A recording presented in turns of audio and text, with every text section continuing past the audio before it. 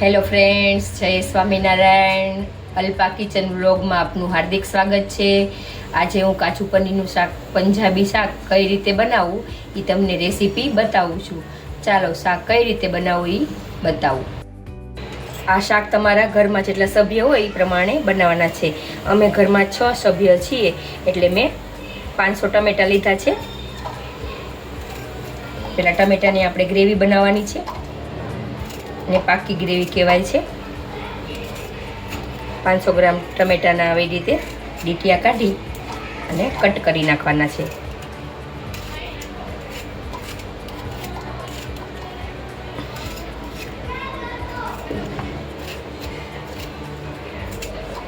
કાચી ગ્રેવી કરીને કરતાં પાકી ગ્રેવી આપણે બનાવીએ એટલે સરસ થાય છે.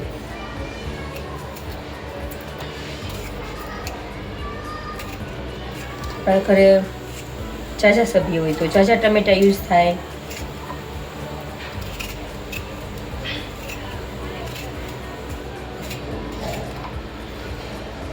આવી રીતે બધા ટમેટાના ડીટીયા કાઢી અને મેં ટમેટા બધા સુધારી લીધા છે.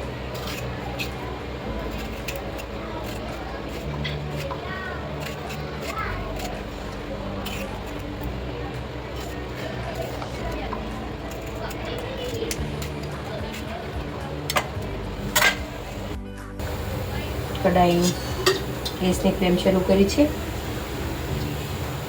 હવે 2 પાવડા જેટલું એમાં તેલ નાખી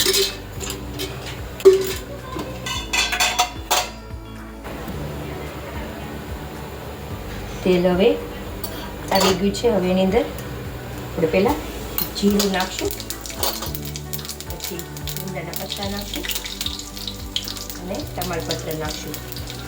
લાલ મરચાં નાખવાના, લીમડા નથી નાખવાના. પછી એની અંદર બળીનો છે એટલા માટે ધીમી આંચ રાખવાની. પછી 1 ઇંચનો ટુકડો આદુનો ખમણી નાખી દેવાય.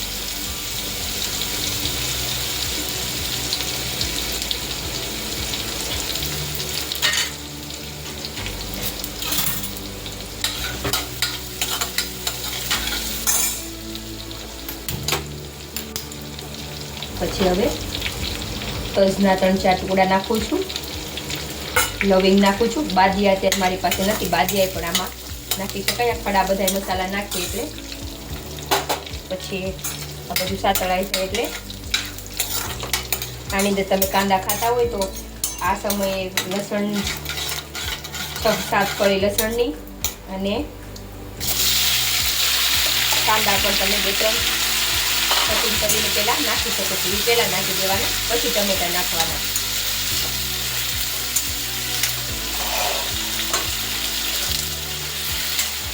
પછી અમે 2 લાલ મરચાં લીધા છે, એ નાખી દેવાના. એમાં ખડા મસાલામાં એલચી પણ તમે નાખી શકો છો. 2-3 એલચી છે. એલચી મારી આગળ આખી નથી, પાવડર છે એટલે મેં એલચી અત્યારે આમાં નાખી નથી. પછી આમાં આ ગ્રેવી પ્રમાણે થોડું મીઠું નાખી દેવાનું એટલે ટમેટા ચડી જાય. સેજ હળદર નાખી દેવાની. ટમેટાને આપણે 15 મિનિટ માટે ચડવા દેવાના, એટલે પાણીનો બધો ભાગ બળી જાય ત્યાં સુધી ટમેટા આપણે આમાં ઢાંકીને રહેવા દેવાના છે.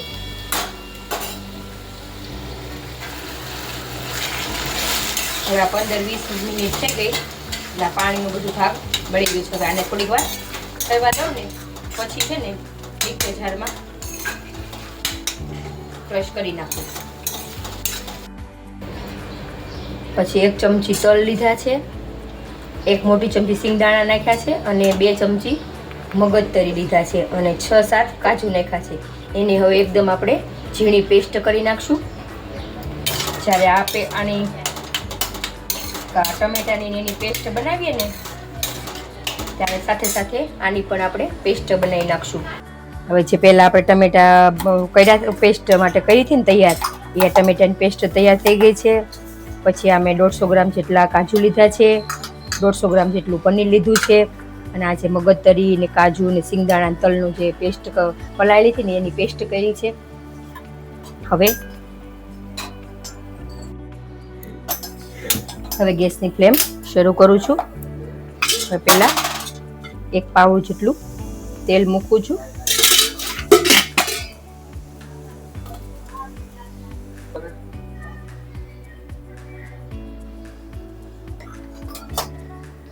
પછી કાજુ તળવા માટે નાખી દઉં છું.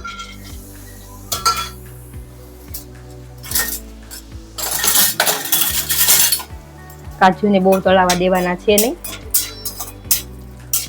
કારણ કે એકદમ વધારે પડતા લાલ થઈ જશે તો મજા નહીં આવે. ગોલ્ડન રંગના થાય ત્યાંથી સાતળવા દેવાના છે. પનીર પર તળી ન ખાય, પણ અમારા ઘરે કોઈને પનીર તળેલું ભાવતું નથી એટલે હું નથી તળતી. પનીર પર તમે તળીને નાખી શકો છો. એકદમ સતત હલાવતું રહેવાનું એટલે કોઈ જગ્યાએ દાજી ન જાય. ગોલ્ડન રંગના થાય ત્યાં સુધી તળવા દેવાના છે. હવે કાજુ તળાઈ ગયા છે. હવે આપણે એને બહાર કાઢી નાખીશું.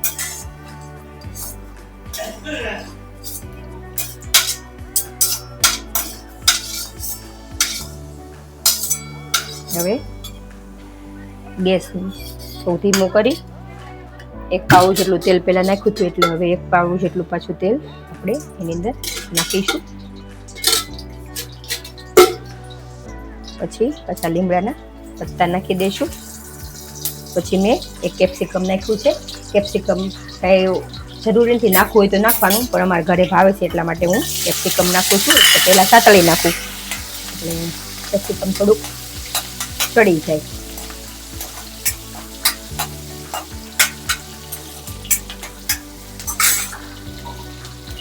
જે હવે ટમેટાની આપણે પ્યુરી હતી એ મેં આની અંદર કાઢી લીધી છે. હવે એ આપણે આની અંદર ઉમેરી દઈશું. કેપ્સિકમ થોડું કાળું માળું શેકવાનું સાતળવાનું છે, કારણ કે એ આપણે શાક થઈ જશે ને ત્યાં કેપ્સિકમ આખું ચડી જશે. મેં મીડિયમ સાઇઝના 2 કેપ્સિકમ લીધા હતા.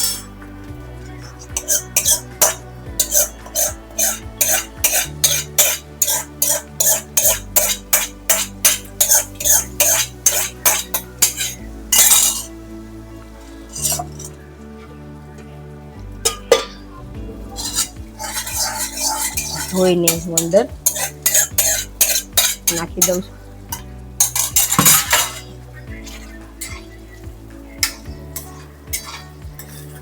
તો પેસ્ટને ઘડીક વખત ઢાંકી દઉં.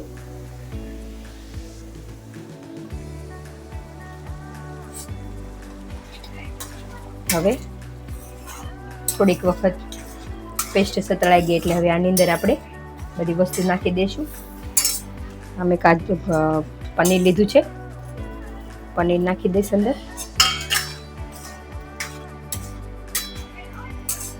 અને આ કાજુ નાખી દઈશ.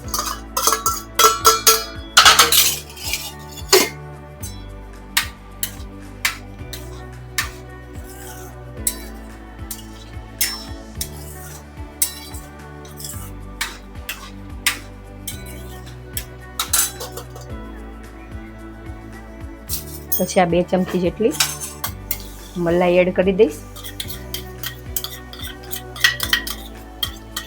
મલાઈથી શાકમાં સરસ ટેસ્ટ આવશે.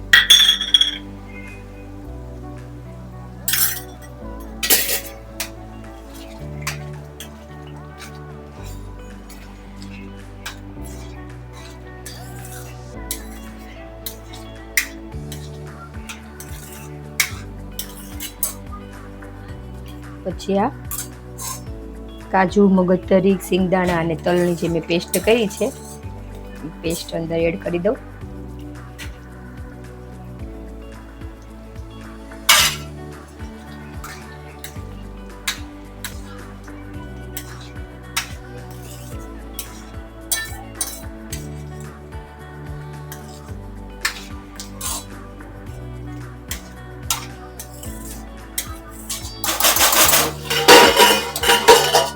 થોડીક વાર માટે એને ઢાંકી દઉં.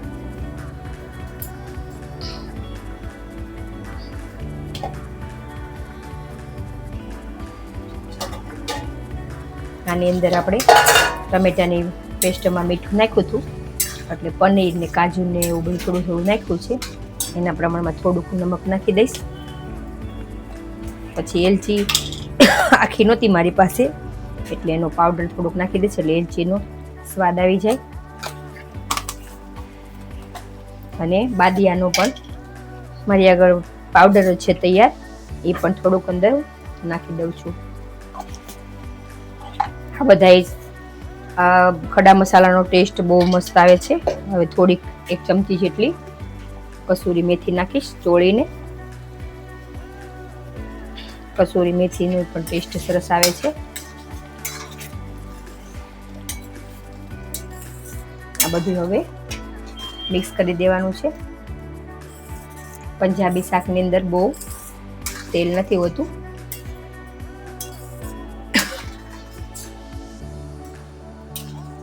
કાજુ પનીરનું શાક તૈયાર થઈ ગયું છે. હવે ઘડીક વખત એને આપણે ઢાંકી દઈએ છીએ. હવે થોડુંક તીખાશ માટે થોડું લાલ મરચું નાખશું, 1 મોટી ચમચી જેટલું. 1 ચમચી ધાણા જીરું નાખી દઈશું.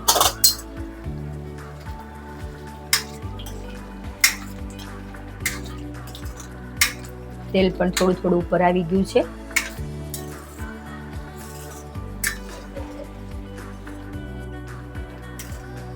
કાજુ પનીરનું શાક તૈયાર થઈ ગયું છે.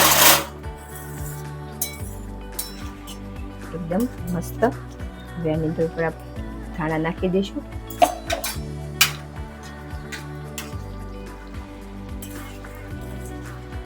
હવે શાકને આપણે સર્વિંગ બાઉલમાં કાઢી લઈશું. તમને પણ આ કાજુ પનીરનું શાક તમને પણ ગમતું હોય તો મારી રેસીપીમાં વિડીયોને લાઈક કરજો, શેર કરજો, સબસ્ક્રાઈબ કરજો. જય સ્વામિનારાયણ.